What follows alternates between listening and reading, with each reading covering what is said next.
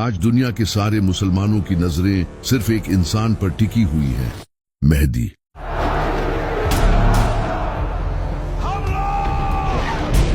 ہر کوئی اس انتظار میں ہے کہ کب امام مہدی آئیں اور مسلمانوں کو لیڈ کریں تاکہ مسلمان پوری دنیا پر حکومت کر سکے۔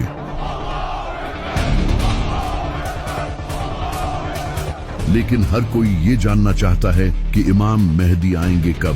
کیا امام مہدی کا ظہور صرف مسلمانوں کی کتابوں میں ہی لکھا ہے یا پھر دنیا کے ڈیفرنٹ ریلیجنز کی کتابوں میں بھی امام مہدی کے آنے کی پریڈکشنز کی گئی ہیں؟ اور سب سے بڑھ کر امام مہدی آخر کس طرح آج کی اس دنیا میں آ کر دنیا کی سپر پاورز کا سامنا کریں گے؟ یہ جو لفظ ہے مہدی، اس کا مطلب ہوتا ہے رہنمائی کرنے والا، یعنی کہ ایک ایسا انسان جو لوگوں کو ظلم سے نکال کر جیت دلائے۔ اور یہ کنسیپٹ نبی صلی اللہ علیہ وآلہ وسلم کے آنے سے پہلے کا دنیا میں ایگزسٹ کرتا تھا۔ آپ صلی اللہ علیہ وآلہ وسلم سے ہزاروں سال پہلے حضرت نوح علیہ السلام کے ٹائم پر، جب لوگ حد سے زیادہ کرپٹ ہو چکے تھے، بت پرستی، کرپشن، ظلم، ناانصافی لوگوں میں بھری ہوئی تھی، لیکن اس وقت کچھ نیک لوگ بھی زندہ تھے۔ وہ لوگ اللہ سے دعا کرتے تھے کہ اے اللہ، تو کسی ایسے انسان کو بھیج جو کہ انسانیت کو ایک نیا موڑ دے۔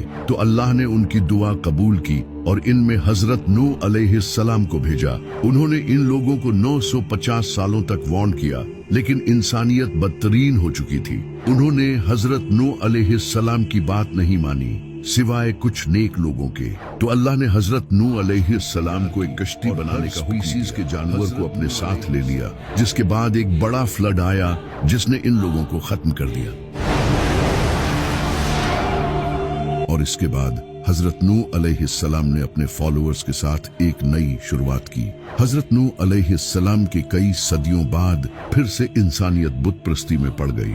اس وقت کی بکس میں بھی یہ لکھا تھا کہ ایک ایسا انسان آنے والا ہے جو کہ اللہ کا دوست ہوگا، جو کہ حضرت ابراہیم علیہ السلام تھے۔ پھر حضرت ابراہیم علیہ السلام نے بت پرستی کو چھوڑ کر توحید بیان کی اور لوگوں کو ہدایت دی۔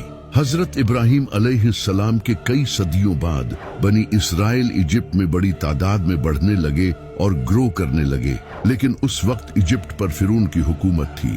فرعون کو بنی اسرائیل سے خطرہ محسوس ہوا اور اس نے بنی اسرائیل کو اپنا غلام بنا لیا اور ان پر بہت ظلم کیا۔ کئی سالوں تک بنی اسرائیل پر ظلم ہوتا رہا اور وہ لوگ اللہ سے دعائیں کرتے رہے کہ تو ایسا نبی بھیج جو ہمیں اس غلامی سے آزاد کرے۔ تو اللہ نے ان کی طرف حضرت موسیٰ علیہ السلام کو بھیجا۔